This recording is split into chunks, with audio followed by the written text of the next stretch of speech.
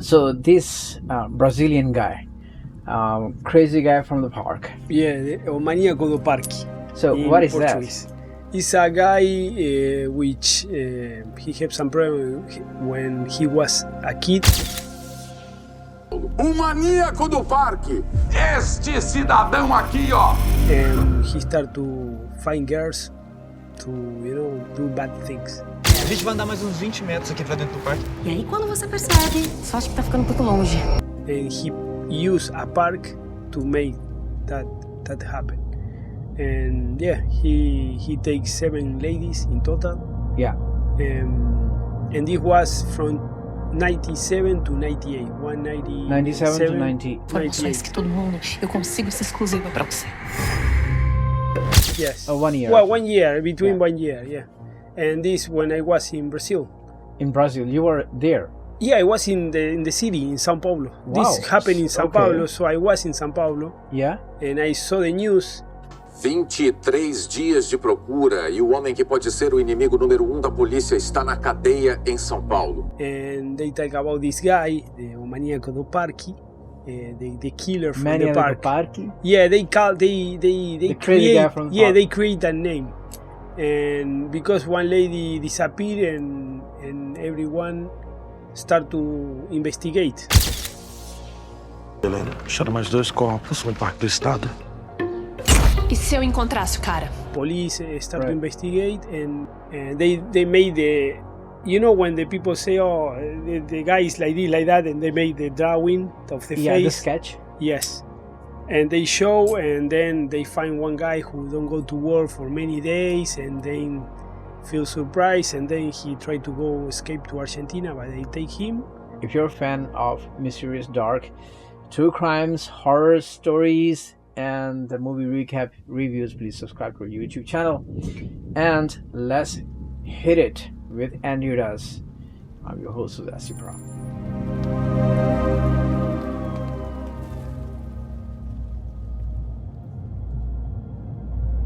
Abused by his aunt when he was a kid. This is the age when a child develops or constructs a path where he wants to spend the rest of his life, but unfortunately for Francisco, made him obsessed with the sexual activities in different variations.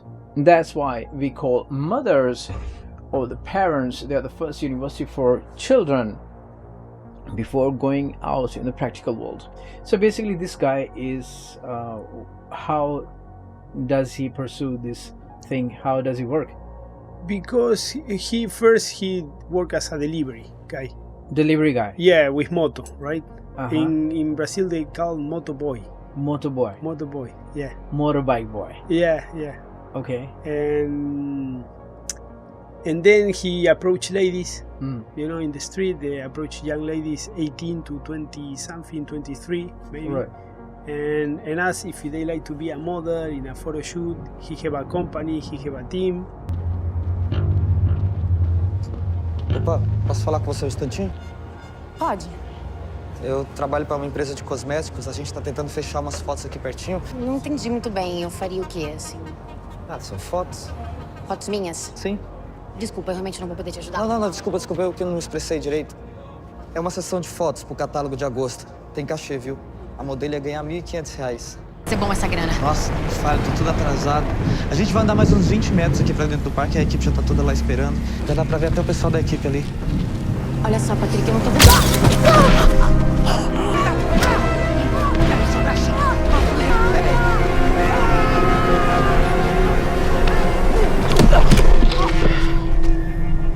And if you see most of the serial killers in the history or in the current times, and if you get a chance to learn about their history or past, you would know they have gone through or they have faced abusive childhood, and then later in life they turn into monsters. You can name it. Ted Bundy, for example, who not only gone through an abusive time slot but also later became and obsessed with the hardcore pornography.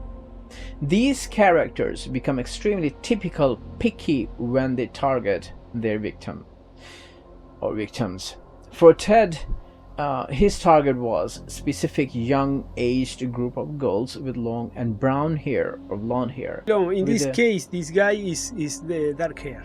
Dark hair. Oh my God.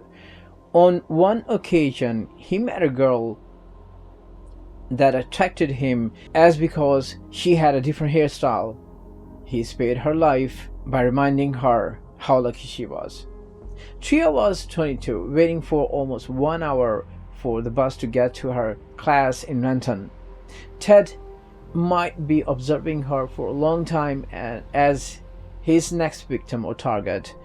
When saw she has been waiting for almost 1 hour, Ted pulled over his car and offered her a ride. Car pulled up to the curb, rolled down the window and said, "Hello, young lady. Are you waiting for the bus? Would you like a ride?" Telling her she won't be able to get a bus, looking at a very handsome, smiling dude with a cozy Volkswagen Beetle, she found herself very lucky at the time.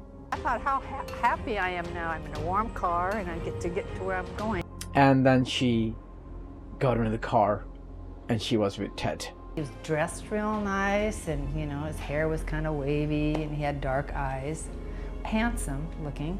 Because she hasn't seen Ted in real life, and by the time she met him, he already terrorized the whole city. It was 70s. After a short time with him in the car, realizing he is with Ted Bundy, frightening and knowing she is not gonna make it to her destination, Ted was furious, asked her to take off her hat. And she was so frightened, pleading to spare her life. And when she took off her hat and he asked her, "Why did you cut your hair?" I took my hat off and he saw that something was different about me. And he goes, "Why did you cut your hair?" Then he asked her to put her hat back on. After a long ride, Bundy dropped off her in front of her school and reminded her how lucky she was. He may have been involved in the rape murders of 36 women, all young and all with long brown hair. As she cut her hair a week earlier and 44 years later, while she was giving an interview for a documentary, she said in a documentary, "I was lucky enough to cut my hair a week earlier, and if I have not today, I might not be here talking to you." He could have killed me. It was just thank God I had gotten my hair cut, that I probably wouldn't be talking to you today. An hour into her odyssey, so Tria says Bundy dropped her off in front of her school. This is so interesting and also educational. We listen to these stories, learn and save lives, and this is the main purpose of our channel. As this episode is not about Ted Bundy, but a similar case, so I will stick with Francisco, because they share, actually the serial killers, they share similar characteristics that we can learn. As Francisco, who was molested by his aunt and later became obsessed with sexual fantasies, turned him into a monster. And for Richard Ramirez, he also targeted a specific class of women. The list will be very long of these serial killers. It will be very interesting, but making it very short and stick with Francisco. Who was, by the way, Francisco? Francisco was born in Sao Paulo, Brazil, born in November 29, 1967. By now he is 57. As a child, was molested by his aunt and developed a fixation on the breast. As an adult, he was seduced by his boss to engage in homosexual relationships. Extremely unlucky for him that he had been in such kind of companies of people. As I was doing the research, I came to know on one occasion he established a relationship with a goth man, and goth man almost ripped off his genital, making him fear of losing his reproductive organ. And they did a movie about that now. They did a movie. Yeah, they have a movie. You know, Brazil, Latin American movies based on reality, they are very good. So when they take a real life story and they make a movie, very good movies. Based on reality. Based on reality, for me, are the best. They are the best in Latin America. Now, there is something you will agree. There's something very common with these serial killers. And this is funny, actually. The crazy part is, women, they love it. This kind of man. This is another thing I discovered when I started with this. Some ladies send letters to this guy when he's in prison, and they love him. And he was with a relation after the investigation. He have a relation with another lady. It's crazy. Yeah, you're right. And Francisco, he received a bunch of letters, almost 1,000 actually, 1,000 letters from his fans, and all of them, they are women, and those women, they are obsessed with him. And I found few letters here. I really want to read it out for you guys. This is very interesting. And one of them, she says, "I think you're hot, fiery, you're close to me inside my heart. After I get home, I wanted your body and soul to love you, and I want you anyways. I love you from the bottom of my heart. Do not lose hope, believe in God, because someday we will meet." Now, another one, this is interesting. I want to tell you that I'm dying for longing, wanting you. Oh my God, how I wish you every night. I sleep alone and want you here. But I know it's impossible. It's okay for me to go see you, and how I can feel what is mine. Now, the next one is quite very honest from a woman who really is in love with Francisco. Now, she writes, "Francisco, do not let the sadness take care of you, and get the glitter of your gaze. Believe in God, you are not, and you will never be alone. Jesus loves you, your mother loves you, your father too, especially I." This is, oh my God. And then another one is, "After everything happened, I tried to end my life." Oh my God. Now, 1,000 letters.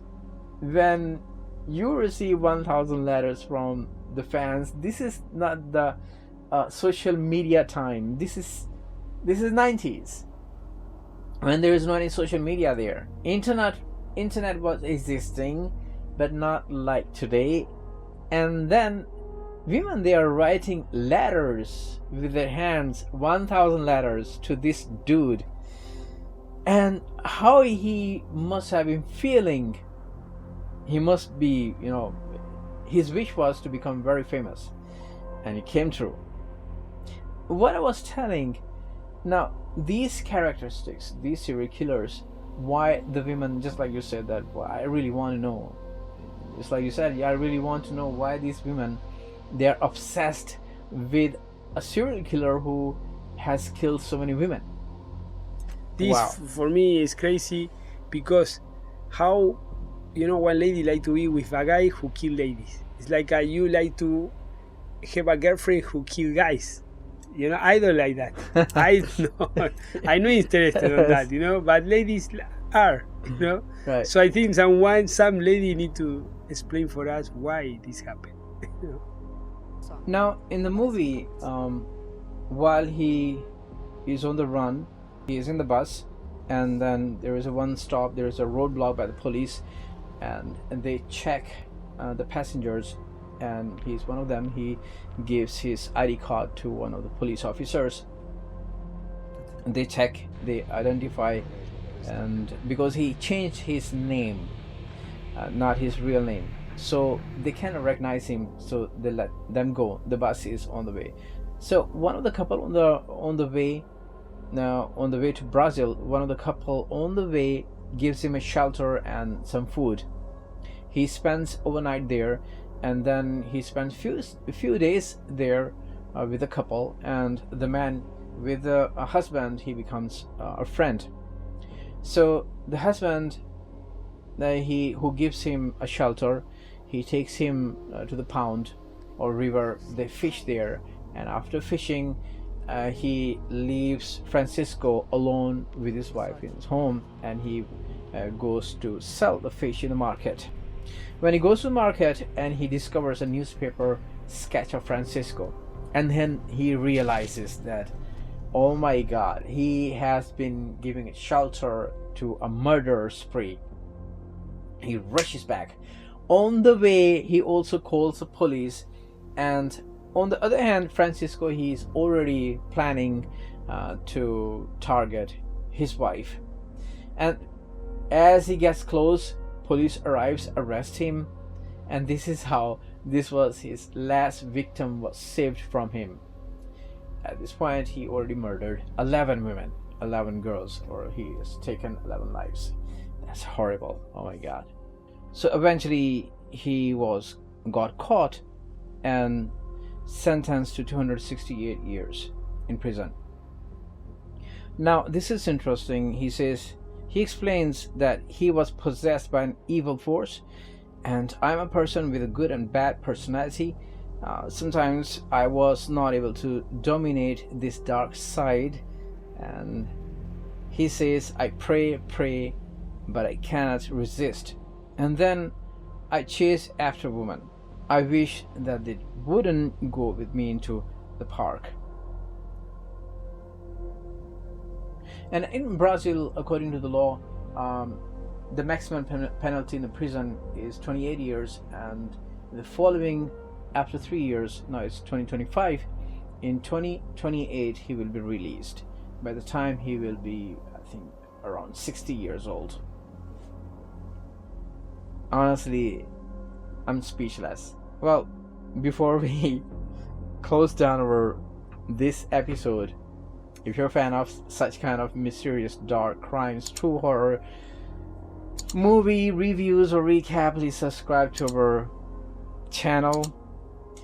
And if you have your own story you want to share with me, you can send it to me on my Instagram, which is Uzair.Sipra. As always, please take care of yourself and your surroundings. Till next time. Now, I don't know. Oh, we have one more episode with AndrewDasz. Until next time.